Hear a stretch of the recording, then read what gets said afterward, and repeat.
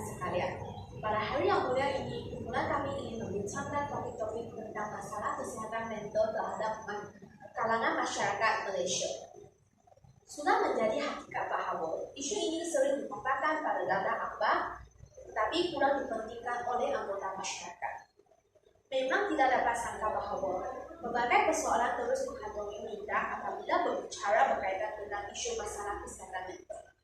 Pertama sekali, saya ingin menerangkan punca yang menyebabkan masalah kesehatan mental. Bagi saya, pengalaman yang buruk semasa kecil seperti trauma atau pendarahan merupakan salah satu punca yang menyebabkan masalah kesehatan mental. Ya, saya bersetuju dengan pendapat Saudara. Masa yang mengalami kejadian bullying seperti itu, tidak bisa di sekolah atau di sebuah atau menyebabkan mengalami masalah kesehatan mental yang bersifat.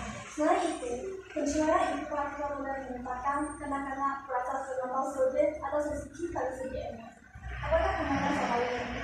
Pada pandangan saya juga setuju dengan ide Saudara kerana beberapa tipe atau mental pada masa lalu boleh menimbulkan kesan jangka panjang sehingga menyebabkan gangguan seperti PTSD yaitu Post Traumatic Stress Disorder. Bukan itu sahaja, tiada atau kurang komunikasi bersama ibu bapa juga akan menyebabkan masalah kesehatan mental. Misalnya, ibu bapa yang sibuk bekerja akan mengabaikan perasaan atau kerinduan anak-anaknya. Maaf saya ganggu Saudari Wendy. Bolehkah saya dapatkan pandangan saya terhadap ide ini? Ya, silakan. Baik, terima kasih. Dalam pandangan saya, kanak-kanak tersebut akan mengalami masalah kesehatan mental kerana mereka tidak mempunyai tempat untuk menyalurkan emosi mereka. Lama-kelamaan, pembesaran mereka tidak dapat diselesaikan dengan baik kerana mereka berkembang. Saudari Wong, adakah Anda mengetahui punca lain yang menyebabkan masalah kesehatan mental? Ya, pada berdasarkan saya, cara untuk mencapai ekonomi yang sempurna juga merupakan salah satu punca yang menyebabkan masalah kesehatan mental. Pada masa ini, persaingan seni dari segi akademik antara pelajar dan keputusan yang sempurna menjadi karakteristik sekolah untuk menetapkan tekanan yang lebih berat kepada remaja. Betul, wilayah berubah juga mengejar kecenderungan akademik kanak-kanak dalam kalangan ibu bapa. Secara tidak langsung memberi beban dan tekanan kepada kanak-kanak, sehingga menyumbang kepada stres, kegulungan, dan ketimpangan. Di samping itu, patogenetik atau biologi juga punca yang menyebabkan seseorang mengalami masalah kesehatan mental. Individu yang mempunyai sejarah ahli keluarga yang mengalami gangguan mental seperti kegulungan, skizofrenia, berisiko lebih tinggi untuk mengalaminya. Ya, saya setuju dengan ide Saudari Wendy. Hal ini dikatakan demikian kerana seseorang tersebut mungkin tidak tahu cara untuk mengurangkan tekanan dan stres sendiri. Baik, sekarang saya ingin membincangkan tanda-tanda apabila seseorang mengalami masalah kesehatan mental. Individu tersebut akan mengalami perubahan mood, khususnya perubahan mood dan emosi yang dramatik atau pantas. Dengan ini, tindakan mereka mungkin akan menakutkan rakan-rakan mereka dan rakan yang tidak memahami keadaan individu tersebut akan menjauhi diri daripadanya kerana tidak selesa untuk berkawan dengan individu tersebut. Bagi Saudara sangat baik. Saya juga berpendapat bahawa individu yang mengalami masalah kesehatan mental akan kurang produktif dan tidak minat untuk melakukan aktiviti di sekolah atau tempat kerja. Mereka lebih suka meneroki di rumah secara berseorangan dan tidak berkomunikasi dengan orang lain. Mereka akan mempertahankan diri daripada masyarakat. Bolehkah Anda menerangkan tanda-tanda lain selain ini? Baik, individu yang mengalami masalah kesehatan mental akan coba mencederakan diri atau menunjukkan minat terhadap perbuatan yang boleh mencederakan diri. Individu yang sedang mengalami masalah kesehatan mental tidak tahu cara yang betul untuk membebaskan tekanan. Ya, saya akan bersetuju dengan tanda yang diterangkan oleh Saudari Wendy. Nampaknya perbincangan tentang punca dan tanda masalah kesehatan mental telah dikupas dengan mendalam. Marilah kita membuat perbincangan tentang kesan yang akan berlaku jika seseorang individu mengalami masalah kesehatan mental. Bolehkah Saudari Wendy berikan pandangan Anda terhadap kesan-kesannya? Boleh, pada pujian saya, individu yang mengalami masalah kesehatan mental akan merasa rendah diri. Hal disebabkan oleh stigma dan penilaian sosial. Stigma negatif terhadap masalah kesehatan mental menyebabkan individu tersebut merasa dipandang rendah oleh masyarakat. Ini boleh menimbulkan rasa rendah diri dan rasa malu individu tersebut. Hebatnya pendapat saudari Wendy. Tambahan pula bagi saya, masalah kesehatan mental sering disertai dengan perasaan cemas atau tekanan yang boleh menurunkan keyakinan diri dan rasa harga diri. Gejala seperti rasa tidak berharga atau pemikiran negatif akan sering muncul dalam gangguan mental seperti kemurungan, boleh memburukkan perasaan rendah diri individu tersebut. Bolehkah saudari Wong memberikan pandangan Anda terhadap kisah ini? Ya, individu yang mengalami masalah kesehatan mental mungkin akan membandingkan diri dengan orang lain yang tidak mengalami masalah kesehatan tersebut. Individu akan merasa kalah atau kurang berbanding dengan orang lain sehingga mereka merasa rendah diri. Dan itu sahaja, tanpa sokongan sosial yang mencukupi. Individu tersebut akan merasa rendah, tidak dihargai, tidak diterima, dan ini akan menguatkan perasaan rendah diri mereka. Penjelasan yang dikemukakan oleh saudari Wong sangat mantap. Saya ingin menerangkan pesan kedua bagi individu yang mengalami masalah kesehatan mental, yaitu mempunyai kesukaran dalam hubungan sosial. Hal ini dikatakan demikian karena individu dengan masalah kesehatan mental mungkin mengalami kesukaran dalam berkomunikasi secara efektif. Mereka mungkin merasa sukar untuk menyampaikan perasaan atau kegelisahan mereka dan mungkin tidak mampu membaca isyarat sosial dengan baik. Betul, saya setuju dengan ide ini. Individu tersebut mungkin merasa lebih cenderung untuk mengasingkan diri daripada orang lain karena rasa malu, rendah diri, atau ketidakselesaan. Ini boleh menyebabkan kekurangan sokongan sosial dan kesedihan. Nah, daripada itu, masalah kesehatan mental juga boleh menyebabkan seseorang kurang minat dalam aktiviti atau hubungan yang biasanya mereka minati. Ini akan menyebabkan hubungan mereka menjadi beban atau sulit. Masalah kesehatan mental juga menjejaskan seseorang belajar dalam pencapaian akademik mereka. Terdapat banyak institusi akademik di seluruh dunia menyatakan bahwa pelajar yang mengalami masalah kesehatan mental kurang mengambil bahagian dalam akademik. Pelajar tersebut akan hilang minat untuk belajar dan kurang melibatkan diri dalam perbualan dengan guru atau rakan dalam kelas. Setujukah saudari Tan dengan ide saya? Saya akan bersetuju dengan saudari Wendy.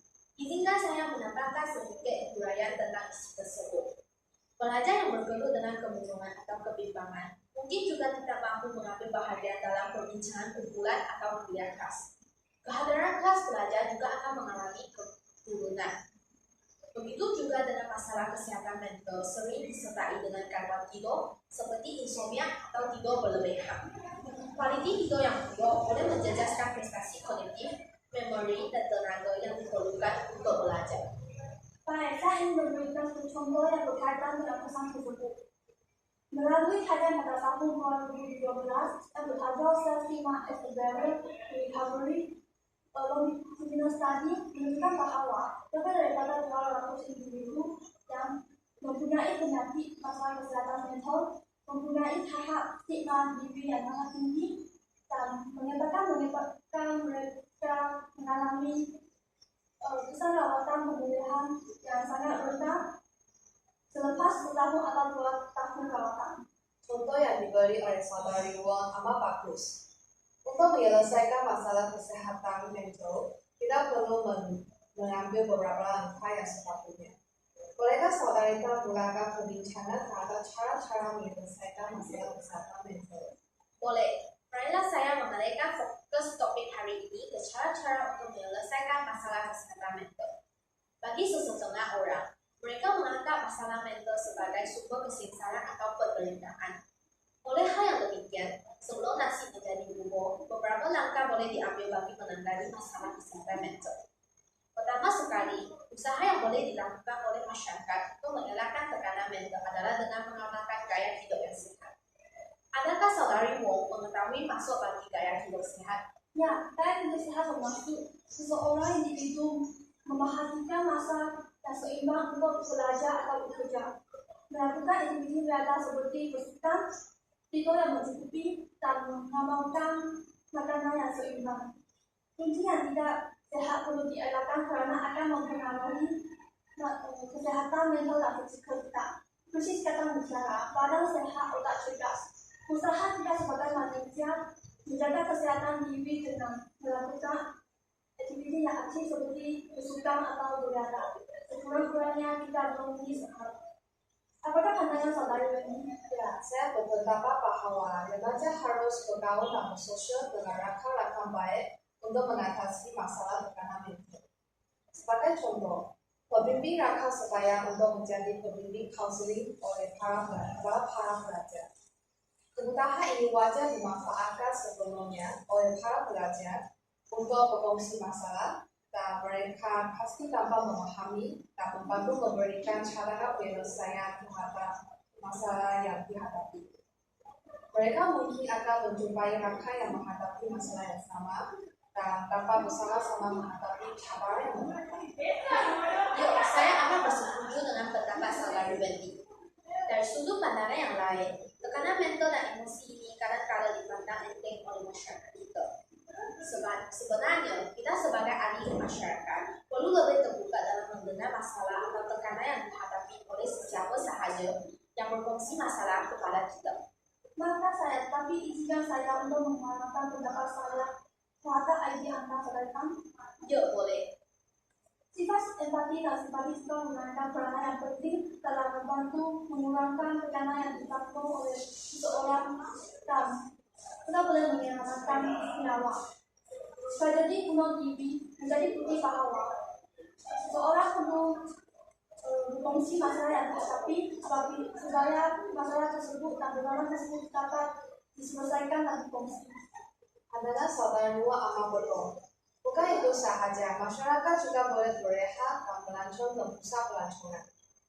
Golongan masyarakat yang lazimnya mempunyai tekanan mental seharusnya menggunakan kesempatan sebagai cuti untuk melancong ke dan melawat pusat pelancongan yang menarik. Misalnya, kunjungan ke kawasan alam semula jadi, seperti air terjun dan pantai, tanpa menenangkan pikiran serta menikmati keindahan alam. Yang ini dapat mengubahkan emosi dan ini menjadi lebih positif dan bahagia. Saudari, bolehkah saudari berikan sedikit puja? Boleh. Pada puja saya, cara yang tidak dapat diabaikan adalah dengan mendengar musik. Ini bertepatan dengan pandangan ahli-ahli psikologi bahwa musik merupakan salah satu cara yang efisien dan sumber ketenangan pikiran yang sering diabaikan. Jika tekanan menghimpit perasaan, tanpa disadari kita telah melupakan sebenarnya tekanan tersebut dengan bantuan musik. Oleh itu, bukan sahaja dapat menghiburkan hati, malah musik berupaya mengurangkan tekanan yang dihadapi. Nah, saudara, bolehkah saya mendapat ide lain? Yuk, silakan. Pada hemat saya, tekanan dan juga boleh ditangani dengan kita sentiasa berpikiran positif. Sebagai contoh, jika kita menerima satu kritikan atau teguran, kita perlu menerimanya dengan kita cerita dan menganggapnya sebagai kritikan yang membela. Kritikan yang diberikan sebenarnya lebih khas daripada pujian yang lebih bersifat palsu. Oleh itu, kita perlu sentiasa berpikiran positif dengan cuba melihat kebaikan atau keadaan positif dalam mana situasi yang bersifat negatif.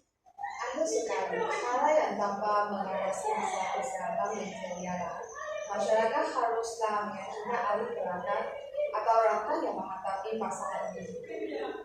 Sebagai seorang masyarakat yang bertanggung jawab, kita perlu dengar dan percaya masalah mereka. Yuk, ide saudari Wendy amat baik. Kita perlu memahami situasi mereka dan memberikan nasihat kepada individu tersebut. Kita perlu yakin masalah yang dikongsikan oleh mereka dan bukan dengan menyamakan masalah individu tersebut. Tindakan ini dapat membantu seseorang yang menghadapi masalah kesehatan mental untuk menyelesaikan masalah mereka. Jadi, tampaknya cara-cara dikupas oleh kita secara teliti dan terperinci. Berdasarkan pujian yang dikemukakan oleh para sendiri, memang kita dapat bahwa tekanan mental mesti ditangani secara berterusan bagi memastikan kita sehat dari segi fisikal, emosi, dan mental. Betul, hanya kerjasama antara masyarakat yang menjunjung tinggi barulah dapat menyelesaikan masalah kesehatan mental daripada perinci. Akhir melibatkan diri dalam perbincangan ini. Sama-sama.